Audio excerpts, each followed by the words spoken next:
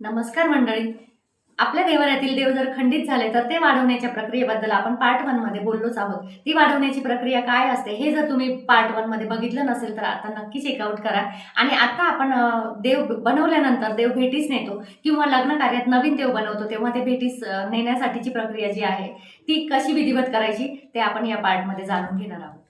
जेव्हाही आपण खंडित झाल्यानंतर नवीन देव वाढवून आणतो किंवा आपल्याकडे प्राप्त होतात तर तेव्हा ते टाक आपल्याला आपल्या कुलदेवतेच्या किंवा आपल्या कुलस्वामिनीच्या मुख्य स्थानावर म्हणजेच मूळ पीठावर जाऊन तिथे भेट घडवून आणणं अत्यंत गरजेचं असतं.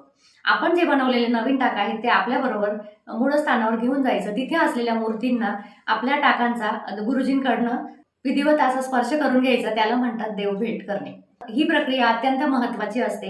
यानंतरच आपण आपले देव आपल्या देवाऱ्यामध्ये स्थापित करू शकतो. कुलदेवतेवरनं किंवा कुलस्वामिनीवरनं आल्यानंतर जी काही प्रक्रिया आहे म्हणजे सवाष्ण जेव घालणे, पूर्णावरणाचा नैवेद्य करणे किंवा खंडोबाला जेव्हा आपण टाक भेटवून आणतो तेव्हा घरी आल्यानंतर तळी भरणे, या प्रक्रिया सुद्धा तितक्याच महत्त्वाच्या असतात जितकी महत्त्वाची असते देवभेट.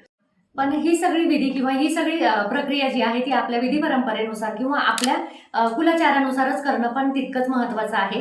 तर चला, आता तुम्हाला जर नवीन देव बनवण्याबद्दल किंवा देव खंडित झाल्यानंतरच्या प्रक्रियेबद्दल काही जर शंका असेल किंवा काही अजून विचारायचं असेल तर मला कमेंट सेक्शनमध्ये नक्की विचारा. मी तुमच्या प्रश्नांची उत्तरं देण्याचा नक्की प्रयत्न करेल. आणि अशीच नवनवीन माहिती जाणून घेण्यासाठी आपलं पेज नक्की फॉलो करा.